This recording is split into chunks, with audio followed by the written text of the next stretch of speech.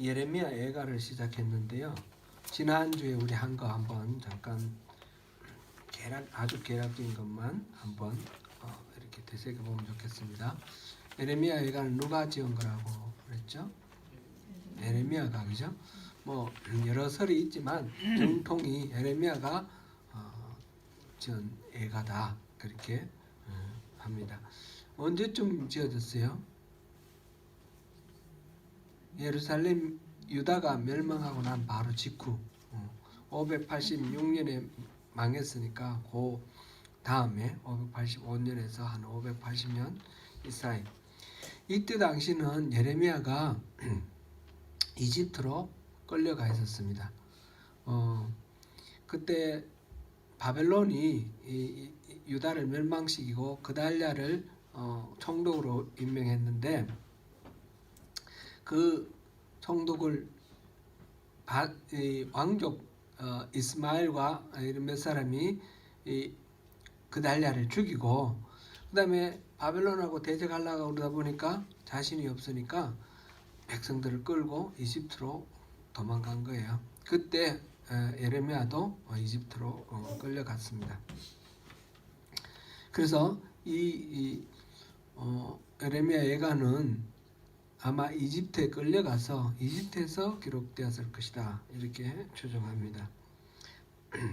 예레미야 애가의 특성, 첫 번째 생각해 볼 것은 형식상 아크로스틱 기법이다 그랬습니다. 아크로스틱 기법으로 지어진 시다. 아크로스틱 기법이라는 것은 히브리 문자 알파벳 처음부터 22개가 있는데 그 문자 첫 음을 두운으로 해서 그렇게 지어진 것입니다.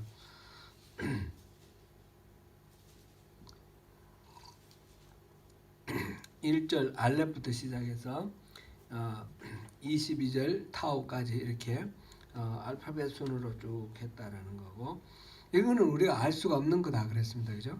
그리고 표현의 특징상 어떤 특징이 있다고 그랬습니까? 감성적이다 그랬습니다. 그죠? 역대하나 열왕기 하에도 똑같이 유다가 멸망하는 장면이 있는데 그거는 역사서술 방법으로 그렇게 했고, 또 예레미야와 에스라에도 이 부분이 기록되어 있는데 그거는 예언자의 입장에서 에스겔, 예레미야와 에스겔 예언자 입장에서 그렇게 되어 있습니다. 그 다음에 절망과 비탄 속에서 하나님의 은총에 대한 소망을 가지고 있다 그랬습니다.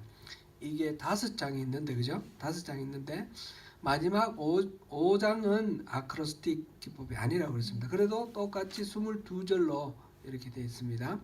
그렇게 되어 있는데 말하자면 이 1장도 22절, 2장도 22절, 3장은 66절, 4장은 22절, 5장 22절. 이 절장 붙인 거는 나중에 붙였어요. 그렇지만 이 자체가 시로 지어졌기 때문에 연과 행이 노래가 이 노래가 말하자면 5편이 있는 거예요. 5편이 있는데 세 행씩 한 연을 이루고 이렇게 해서 22개의 연이 된 거예요. 우리가 시라는 거 보면 이렇게 시가 하나 되려고 그러면 이 덩어리들이 있잖아요. 그런 식으로 해서 22개의 연이 있었는데 그거를 각각 절로 이렇게 나중에 붙인 거죠. 붙인 거는 그렇지만 그걸 그냥 그대로 우리가 이해를 하면 되겠습니다. 22절이 있다 이렇게. 그래서 이 중에 가장 핵심은 어느 거라고 그랬습니까? 몇 장입니까? 3장. 3장에 보니까 어떤 얘기가 있었어요? 소망이 있었습니다. 그죠? 소망이. 그 절대적인 슬픔과 고통, 고뇌가 있는 가운데 3장에 보니까 소망, 하나님에 대한, 하나님께 그 단식하면서 소망을 이렇게 표현하고 있는 것입니다. 그것이 이 예레미야 애가의 특색입니다. 그래서 이거를 우리가 3장까지 읽으면 거의 다 뭐 이렇게 내용이 다 나온다 할 수도 있겠는데 4장과 5장은 그것을 이제 뒷받침하는 그런 입장으로 이렇게 우리가 이해하면 되겠습니다. 1절부터 4절까지 봤죠. 우리가 내용을 봤는데 1절에서는 현재의 모습과 과거의 그 위용을 이렇게 비교하면서 설파하는 그런 내용이었습니다. 인구도 옛날은 많았는데 지금은 거의 뭐 사는 사람이 없고 그런 상황. 성의 위용도 옛날에는 화려하고 강했는데 지금은 너무나 보잘것없고 초라한 그런 상황. 그리고 과거에 누렸던 영화와 지금 상태. 과거는 공주 같았다 그랬어요. 공주 같다. 지금은 뭐 같다고요? 과부와 같은 그런 가난한 과부. 과부라는 것은 스스로 자립할 수 없는 아주 약자, 아주 외롭고 힘들고 이런 가난하고 어려운 그런 사람을 말합니다. 그 다음에 또 옛날에는 그 이방 나라의 옛날에는 공주와 같았는데 지금은 그 강제 노동하는 그런 신세가 됐다 그런 거 있었고요. 2절에서는 밤에도 잠을 못 이루고 있는데 왜 밤에 잠을 못 이룬다 그랬습니까? 친구 사랑하던 자들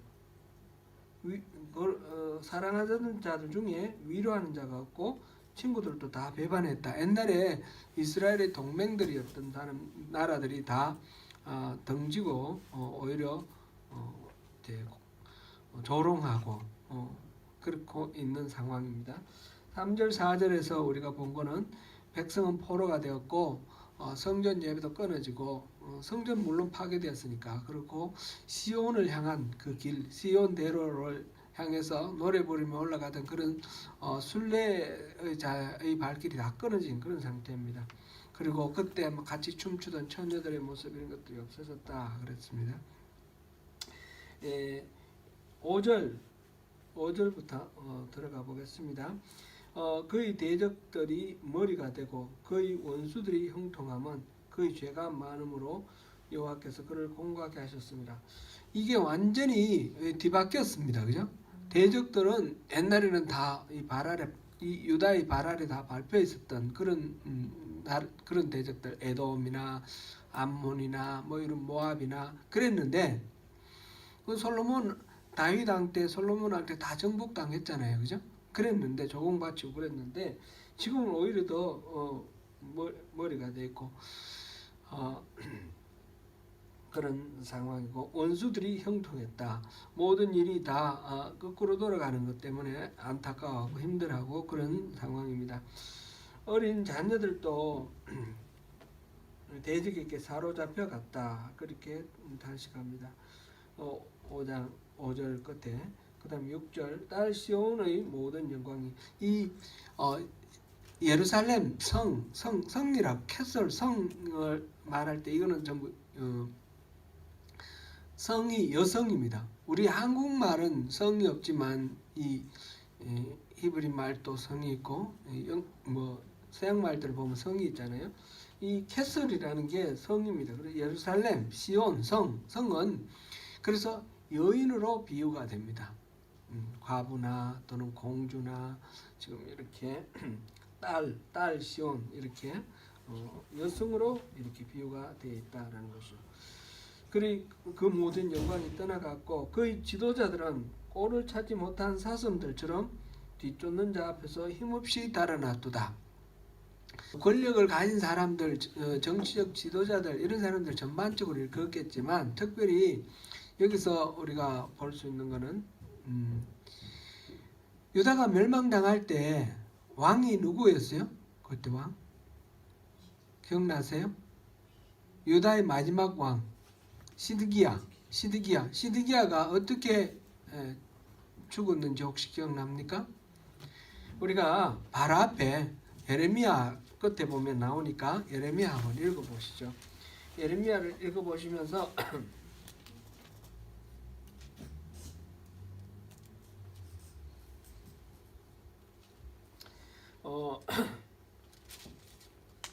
52장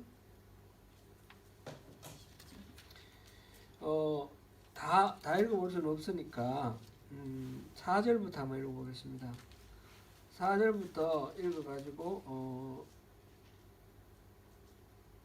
10절까지 한번 읽어보겠습니다. 4절부터 시작. 시드기야 제9년 열째 달 열째 날에 바벨론 왕 느부갓네살이 그의 모든 군대를 거느리고 예루살렘으로 올라와서 그 성에 대하여 진을 치고 뒤에 도성을 쌓으매 그 성이 시드기야 왕 제11년까지 포위되었더라. 그의 열째 달 9일에 성중에 기근이 심하여 그 땅 백성의 양식이 떨어졌다. 그 성벽이 파괴되며 모든 군사가 밤중에 그 성에서 나가 두 성벽 사이 왕의 동산 경계로 도망하여 갈대아인들이 그 성벽을 세웠으므로 그들이 아라바길로 가더니 갈대아 군대가 그 왕을 쫓아가서 여리고 지에서 시드기야를 따라 잡으매 왕의 모든 군대가 그를 떠나 가진지라. 그들이 왕사를 잡아 그를 함하다. 리블나에 있는 바벨론 왕에게로 보내매 그가 시드기야를 신문하니라. 바벨론 왕이 시드기야의 아들들을 그의 눈앞에서 죽이고 또 나블라에서 유다의 모든 왕을 죽이고 11절 시드기야의 두 눈을 빼고 솥사슬로 그를 결박하여 바벨론 왕이 그를 바벨론으로 끌고 가서 그가 사는 날까지 옥에 가두었더라. 이게 지금 열왕기 하에도 이렇게 기록되어 있고요. 지금 예레미야에도 이렇게 기록되어 있습니다. 마지막 왕 시드기야가 죽는 그 잡히고 죽을 때까지 그 모습이 너무 참혹하고 처참한 거죠. 이 사람이 마지막에 포위당해 있는 상태에서 막성이 무너지고 이러니까 도망을 간 거예요. 그 포위 사이로 성벽 사이로 이렇게 몰래 도망을 가가지고 여리고까지 도망가서 잡혔습니다. 처음에 도망갈 때는 따라오는 뭐 이렇게 신하들도 있고 또 호위 병사들도 있고 했는데 가다가 다 뿔뿔이 다 흩어져 버리고 마지막 자기가 잡혀가지고 그래가지고 자기 앞에서 그 왕자들이 다 죽임 당하는 걸 직접 그 눈으로 보고 그 다음에는 눈알이 뽑힌 상태에서 쇠사슬로 묶여서 바벨론으로 끌려가서 거기서 죽었습니다. 감옥에서. 가장 비겁하고 죽으면 자기만 도망가면 백성들은 어떻게 되는 거예요? 그 성에서 죽으면 끝까지 거기서 죽든지 이왕 이길 수는 없다. 뭐 패배를 이제 자인하는 그런 상태인데 자기만 살겠다고 도망을 가다가 잡혀서 죽어서 아주 말로가 아주 비참한 그런 모습입니다. 이걸 보면 우리나라 역사에도 비슷한 게 생각이 나요. 누가 생각납니까? 막 도망간 사람 있잖아요. 백성들 놔두고. 임진왜란 때 선조임금이 이렇게 막 도망을 했어요. 참 그때 일본은 100년 동안의 그 전국 시대를 거치면서 전쟁으로 단련됐어요. 모든 무사들이 전쟁이 아주 훈련이 많이 되고 그래가지고 아주 전쟁 기술자 전문가들이 됐는데 조선은 반면에 전쟁이 없이 200년이 지나가면서 너무 평화 속에 사니까 이 전쟁을 거의 잊어버린 거예요. 그런 상태에서 전쟁이 시작됐는데 부산에 들어오고 한양까지 가는데 20일 걸렸습니다. 부산부터 한양까지 요즘 고속도로로 뚫렸는데 고속도로가 한 500km 돼요. 500km 되는데 이거를 20일 만에 주파를 했다면 몇 킬로 간 거예요? 계산이 잘 안 되죠. 하루 25km 간 거예요. 그죠? 하루 1시간에 4km 걸어가면 한 6, 7시간? 그러면 걸을 수 있는 그런 거리예요. 그러니까 부산에서 한양까지 그렇게 부지런히 걸어가지고 20일 만에 겨우 도착할 거리인데 전쟁을 하면서 갔는데 20일 만에 도착했다는 거예요. 부산진 그리고 동래성 이렇게 함락시키고 올라가면서 계속 전쟁을 했을 거 아니에요. 별로 전쟁도 못했습니다. 저 이일 장군이라고 저 여진족 무찌르고 아주 훌륭한 장군, 유명한 장군이 있었는데 상주에서 이 죄송합니다. 일본군의 선봉장 고니시 유키나가 잡으려고 거기 있다가 그냥 완전히 싸움도 못 해보고 좀 그냥 지리멸렬 도망갔죠. 나중에 신립장군도 이름 많이 들어보셨죠?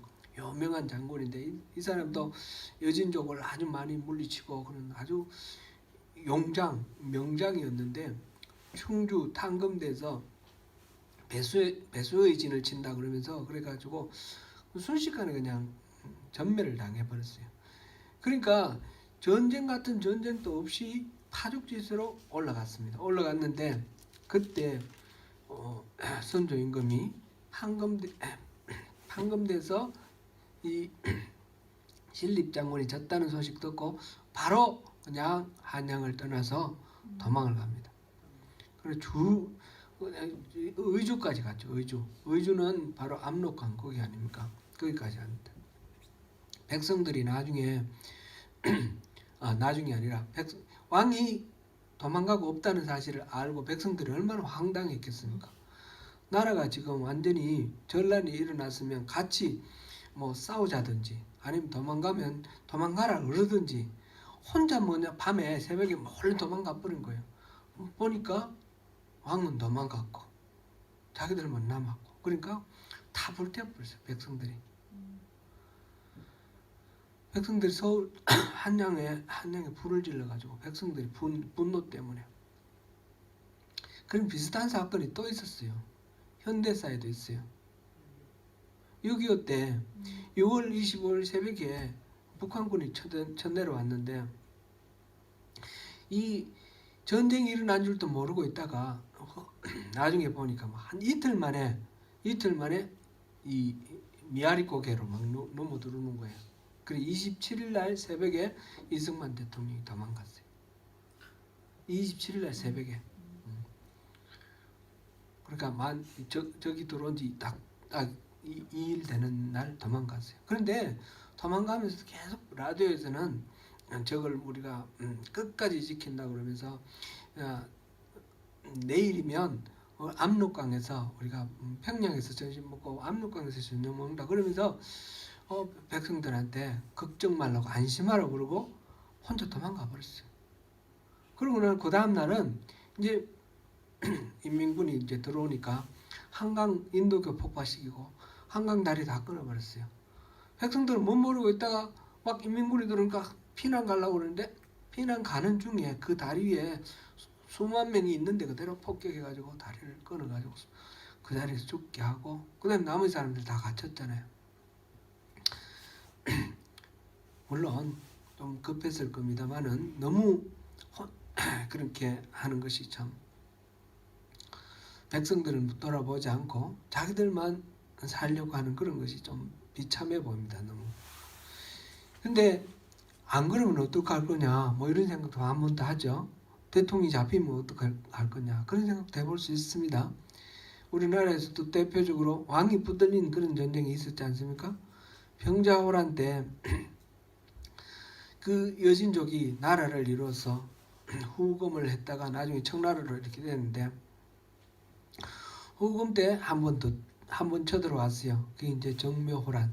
그리고 그때는 이제 오랑캐라고 이 여진족을 이렇게 우리가 조공받고 그러다가 형제의 관계로 이렇게 바뀌었어요. 그러고 난 뒤에 이 후금이 청나라가 됐어요. 청나라가 되면서 우리 보고 우리가 신하가 되고 황제로 대접하라 그러니까 이 조선에서 그 물정 모르는 조선 그 신하들이 주장만 섬기고 이런 사람들이 그걸 거부를 했어요. 거부를 하니까 이 청나라 홍타이지 그 새로운 청나라의 황제가 명나라와 전쟁을 하기 위해서 먼저 배후에 있는 위협 요소인 조선을 친다 해서 쳐들어왔는데 김화병을 이끌고 12월 28일 날 들어왔어요. 12월 이 물론 음력입니다. 12월 28일 날 들어왔는데 1월 10일 날 한양을 접수를 합니다. 며칠 만이에요? 14일 만에 보름도 안 되는 거예요. 그러니까 급해가지고 인조가 남한산성으로 피신을 했는데 남한산성을 이렇게 청나라가 포위를 했어요. 그리고 2월 24일 날 항복을 하는데 왕이 잡혀버리니까 나라가 전체로 통째로 넘어가는 거죠. 그러니까 왕이 도망가는 거를 뭐라 그럴 수는 없어요, 그죠? 왕이 일단 일본은 임진왜란 때 일본은 왕은 도망 안 갈 거라고 생각했어요. 일본에서는 전쟁 치면 성주는 절대 도망 안 가거든요. 전쟁이 치면 할복하고 죽고 백성들은 접수되고 이렇게 되니까 조선도 왕이 죽으면 조선 전체를 이제 접수하려고 그랬는데 왕이 다 도망가 버리니까 왕을 못 잡아서 일본이 조선을 결국은 접수를 못했습니다. 이걸 보면 이 지도자가 피하는 것은 정상이고 한데 백성들하고는 백성들에 대한 아무런 대책이 없고 그냥 사지로 내던져주고 내던져버리고 그냥 도망가는 것은 그거는 또 여러 가지로 많이 우리가 생각해 볼 것이 있습니다. 시드기야가 지금 도망가는 모습이 너무너무 비참한 모습이고 그래서 에레미야는 그것을 말하면서 꼴을 찾지 못한 사슴들처럼 뒤쫓는 자 앞에서 힘없이 달아났도다. 그렇게 표현을 했습니다. 예루살렘의 계속해서 예루살렘의 그 환난과 유리하는 고통을 당하는 날에 옛날의 모든 즐거움을 기억하였으며 막 이 비극적인 그런 재난을 당하고 사람들은 수많은 사람들이 죽고 포로로 끌려가고 그런 상황 속에서 옛날의 모든 즐거움을 기억하였다. 이 과거를 회상하면 회상할수록 더 어떻습니까? 기쁜 게 아니라 슬프고 고통스럽고 그렇습니다. 그를 돕는 자가 없었고 대적들은 그 멸망을 비웃는다 그랬습니다. 그래서 이 예루살렘, 이 유다가 멸망하고 특별히 예루살렘을 주인공으로 이렇게 삼았습니다. 예루살렘이 이렇게 완전히 멸망한 그 이유를 8절에서 보니까 예루살렘이 크게 범죄함으로 조속거리가 되었으니 전에 그에게 영광을 돌리던 모든 사람이 그의 벗었음을 보고 업신여김이여 그를 탄식하며 물러가는도다. 다 옆에 사람들이 이제 이 망해가는 예루살렘을 보고 조롱하면서 막 손가락질하며 웃는 그런 모습입니다. 그의 더러운 것이 그의 옷깃에 붙어 있으나 그의 나중을 생각하지 아니하며 그러므로 놀랍도록 낮아져도 그를 위로할 자가 없도다. 여호와여 원수가 스스로 큰 체하오니 나의 환난을 감찰하소서. 지금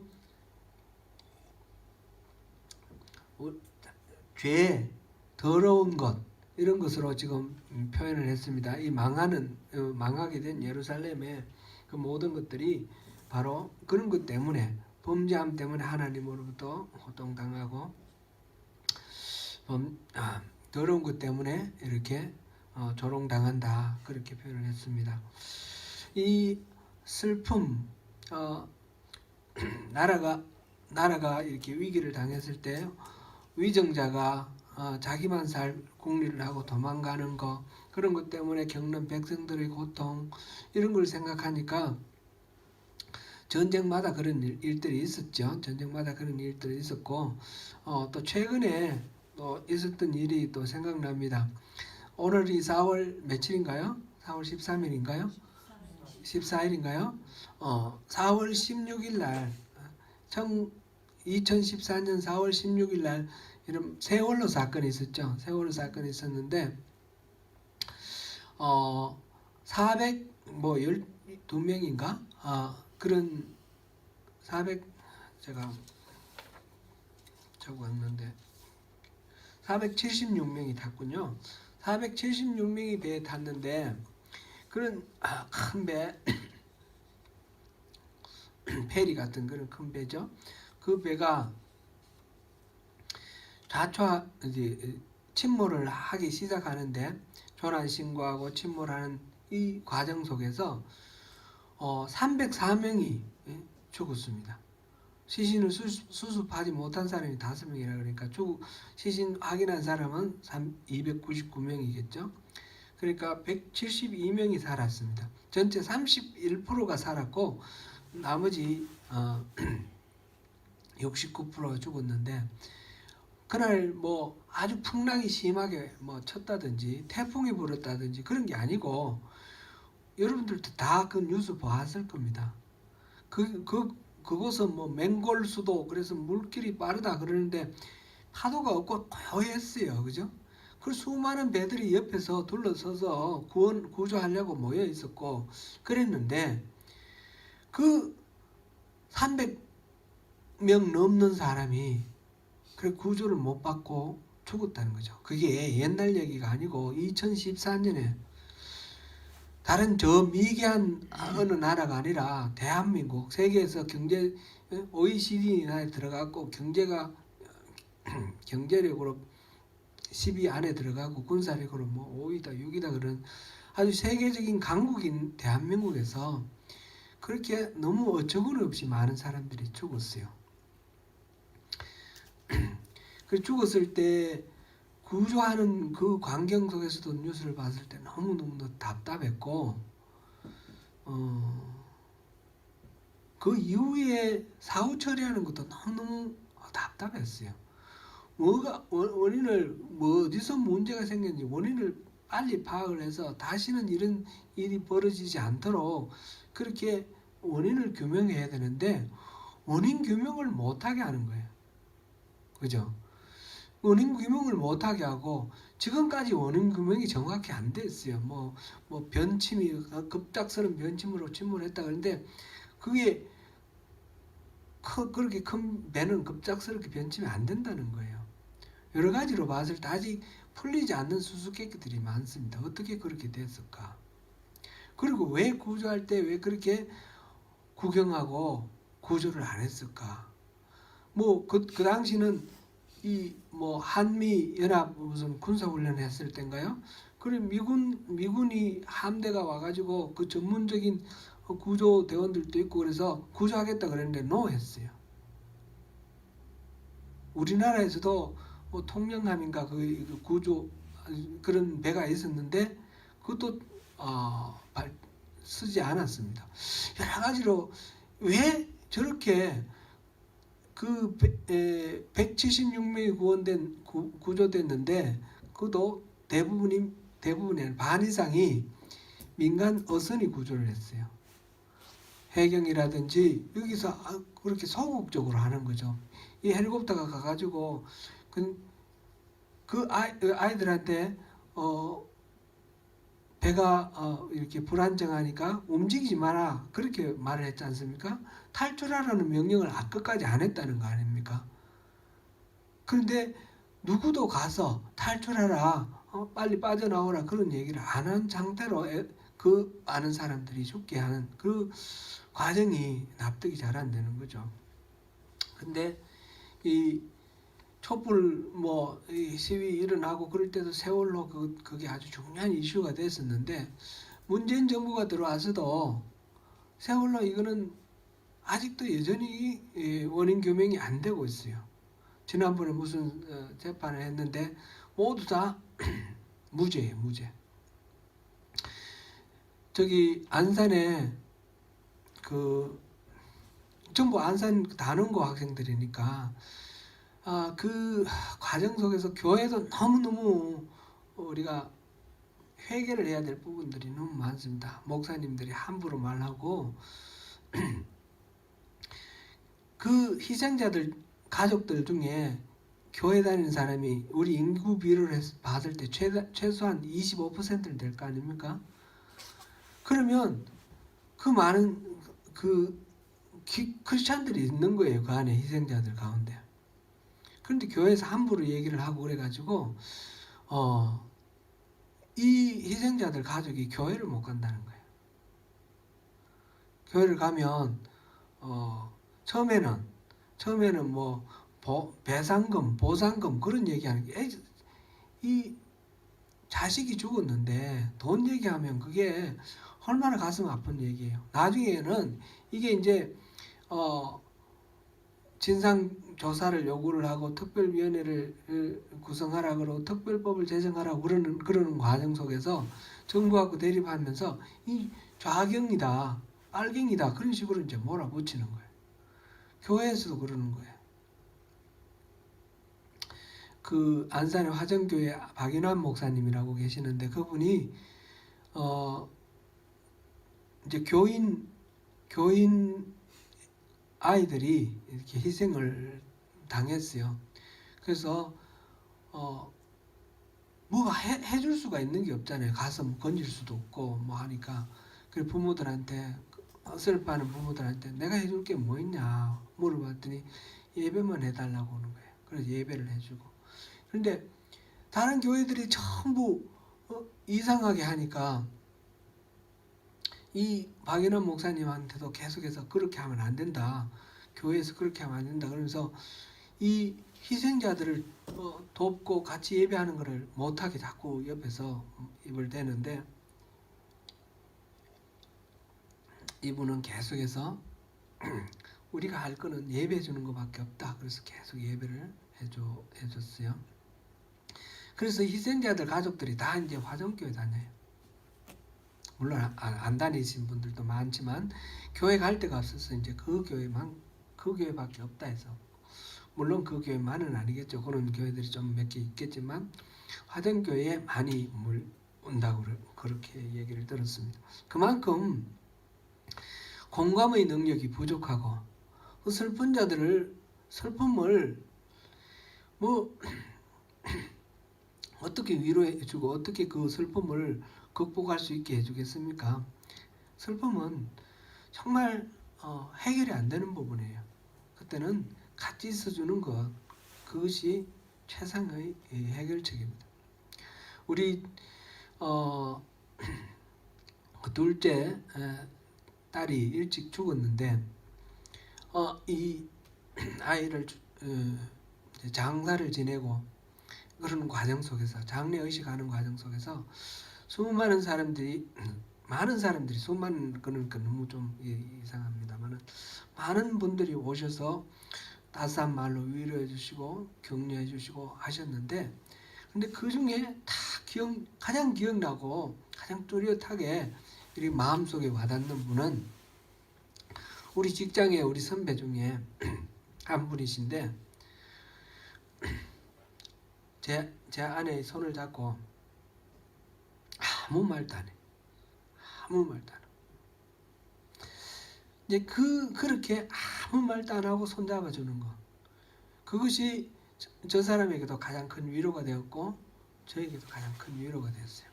물론 다른 분들이 따스한 위로, 격려 그것도 다 힘이 되었지만 가장 큰 힘은 아무 말 안 해도 함께 해준다라는 거. 그것을 뚜렷하게 이렇게 나타내주는 손잡아주는 것 그것이 어떤 기억이 납니다.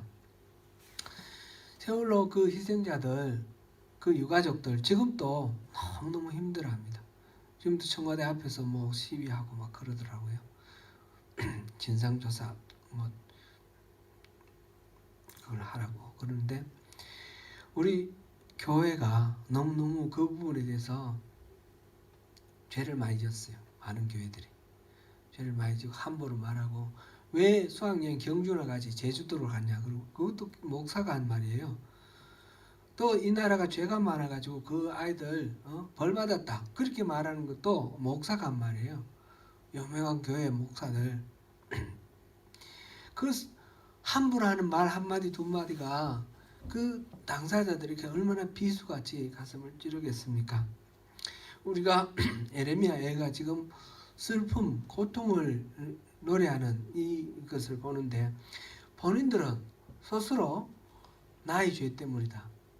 이렇게 돌아볼 필요가 있어요. 우리가 어떤 어려움을 겪을 때에 이 어려움이 꼭 하나님이 나를 징계해서 그런 건 100% 그런 건 아닙니다. 그렇지만 자기 자신에 대해서는 자기 혹시 무슨 죄가 있나? 내가 회개할 것이 뭔가? 그걸 돌아보는 것이 하나님 앞에 우리가 마땅한 태도이죠. 그러나 다른 사람의 아픔과 고통을 보고 너는 무엇 때문에 이 벌을 당한다. 너는 무엇 때문에 이 재난 당한다. 인도네시아에서 그 쓰나미가 났을 때 인도네시아 사람은 이슬람교를 믿기 때문에 하나님이 징계하셨다 그랬어요. 10만 명이 죽은 그 어마어마한 재난을 두고 그렇게 말을 했어요. 그런 다른 사람들의 고난과 슬픔과 아픔에 대해서는 그렇게 말하면 안 되는 거죠. 절대로 안 되는 거죠. 오늘 여기 보니까 예루살렘이 크게 범죄함으로 조석거리가 되었으니 이거는 자기 스스로 하는 말이에요. 그죠? 이거는 예레미야가 계속해서 요시야 왕 때부터 시작해서 계속해서 이 선지자 활동을 했지 않습니까? 하나님의 말씀을 선포하는 가운데 가장 이스라엘 사람들이 문제가 되었던 것은 하나님의 말씀을 안 듣는다는 거였어요. 그 당시 예레미야는 이집트를 믿지 말고 바벨론에게 항복하라는 것이었어요. 예레미야서의 전체의 줄거리는 그죠? 바벨론에게 항복하고 이집트를 믿지 말라 그랬는데 이 요야김 왕과 시드기야 왕과 계속해서 바벨론을 정복당해가지고 예루살렘을 이렇게 포위당해가지고 항복하고 난 뒤에 조공을 바치고 그 다음에 다시 이집트의 도움을 받습니다. 이집트의 도움을 받는데 이집트가 바벨론과 이렇게 적극적으로 싸워주거나 그런 게 아닙니다. 나중에 마지막에 예루살렘이 포위돼가지고 함락되기 직전에 이집트가 원군을 보냈습니다. 원군을 보냈는데 이 바벨론 포위하고 있던 바벨론군이 이집트를 향해서 출진을 하는 순간 이집트가 도망가 버렸어요. 바로 즉시 철군을 했습니다. 그러니까 이집트는 진짜 이 유다와 동맹을 맺어서 바벨론을 무찌를 의지가 없습니다. 그거는 BC 우리 906 BC 906년에 갈그미스 전투라는 게 있었죠. 갈그미스 전투에서 아수르가 이제 완전히 망하고 흔적만 남아 있는데 이 바벨론이 너무 강해지니까 이집트가 아수르 잔존 세력과 결합을 해서 바벨론과 전쟁을 친 겁니다. 그랬는데 거기서 바벨론에 의해서 이집트가 졌어요. 그때 갈그미스 전쟁에서 지면서 그 다음부터는 완전히 바벨론과의 싸울 의사는 없는 상태입니다. 그런데 계속해서 그 이후에 이 586년에 망할 때까지 20년 세월 동안 계속해서 이스라엘은 이 유다는 이집트와 동맹을 맺고 바벨론과 맞서는 겁니다. 그러다가 예루살렘이 3번이나 함락당하는 거죠. 느부갓네살이 3번이나 예루살렘을 정복을 합니다.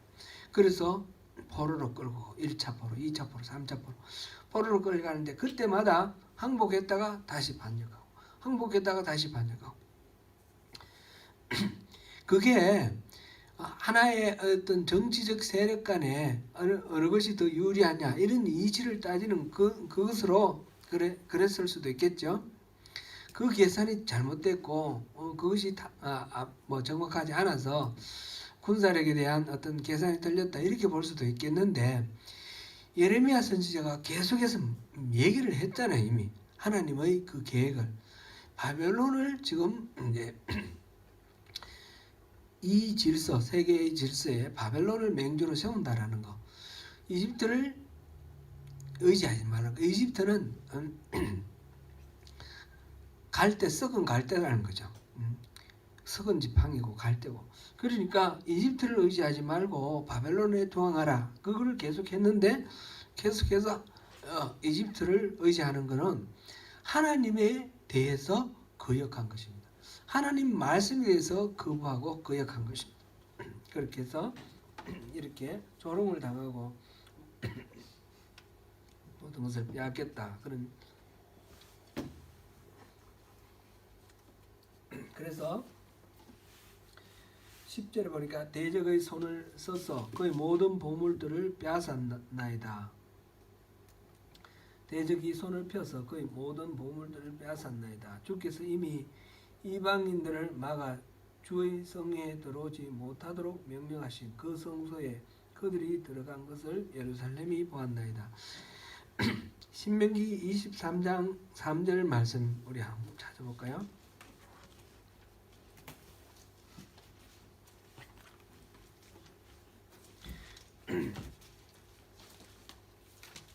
신명기 23장 3절에서 하나님은 이방인들은 이스라엘의 성회에 참여할 수 없도록 그렇게 하였습니다. 3절 암몬 사람과 모압 사람은 여호와의 종회에 들어오지 못하리니 그들에게 속한 자는 때뿐 아니라 영원히 여호와의 종회에 들어오지 못하리라. 여기서 암몬 사람과 모압 사람만 얘기를 했지만 모든 이방인은 여호와의 총회에 들어오지 못한다. 그런 의미입니다. 그랬는데 주의 성회에 이방인들은 들어올 수 없도록 그렇게 하나님이 명령하셨는데 그 성소에 이 이방인인 바벨론 사람들이 들어가는 것을 보았습니다. 들어가는 것이 아니라 짓밟는 거죠. 들어가서 모든 것을 다 파괴하고 그곳에 있는 모든 기명들을 다 들고 갔습니다. 약탈해 갔습니다. 그래서 이스라엘 사람들은 백성이 생명을 이으려고 보물로 먹을 것들을 바꾸었더니 지금도 탄식하며 양식을 구하나이다. 나는 뛰쳐나오니 여호와여 나를 돌보시옵소서.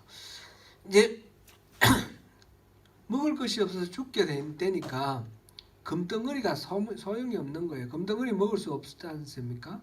금덩어리를 내놓고 보석을 내놓고 이 귀한 보물들을 뭐든지 다 주고 먹을 것을 구하는 그런 지경이 되었습니다. 1년 반, 만 1년 반의 포위로 인해서 물자가 들어오지 않고 완전히 양식들이 없어서 굶어 죽을 그런 상황이 되었습니다.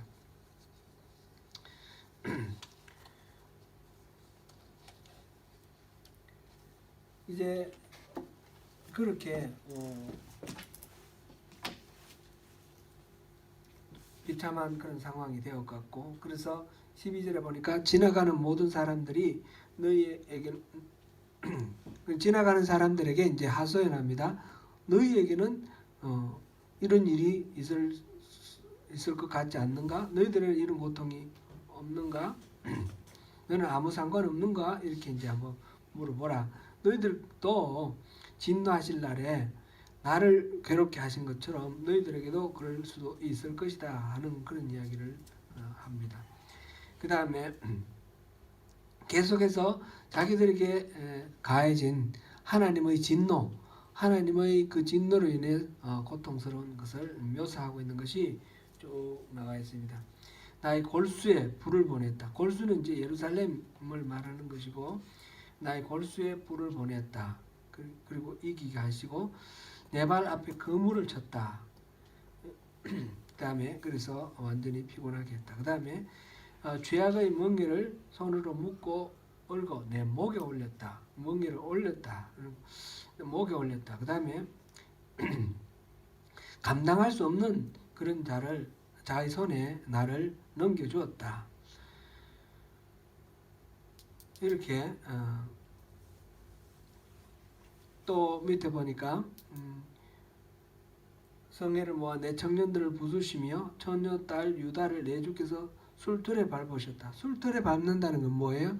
술을 포도주 만들 때 포도를 따가지고 이렇게 통에 넣어놓고 발로 밟아가지고 그렇게 이제 껍질을 까고 뭐 이렇게 하는 그 술틀에 밟는 거. 그렇게 해서 엮여서 이제 포도주 만드는 그런 거죠. 그 존 스타인백의 분노의 포도 뭐 그것도 그런 거를 이미지로 해서 만든 소설의 그 제목이죠. 술틀에 밟는다는 것은 잔인하게 짓밟는다, 짓이긴다 그런 의미를 갖는 말입니다. 그런 식으로 우리가 짓이김을 당했고 고통을 당했다. 그렇게 해서 모두들 이제 계속해서 위로함이 없고 고통하는 그런 이야기들이 나와 있습니다.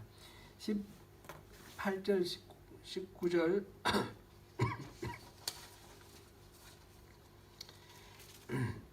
16절, 17절에는 고통스러워 슬퍼하지만 위로한 자가 없다. 그런 말이고 18절, 19절에 가서는 결국 우리의 죄, 나의 죄를 인정한다. 그런 이야기입니다.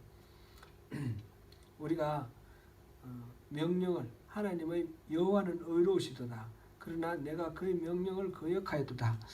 지금 이런 고통을 당하면서 하나님이 왜 그렇습니까? 원망하거나 하나님 이건 너무한 거 아닙니까? 뭐 그런 식으로 이의제기하는 것이 아니라 하나님 마땅하게 우리에게 내리실 벌을 내리십니다. 하나님은 어려우십니다. 우리가 하나님의 명령을 거역하기 때문에 달게 이 벌을 받겠습니다. 그런 이야기입니다.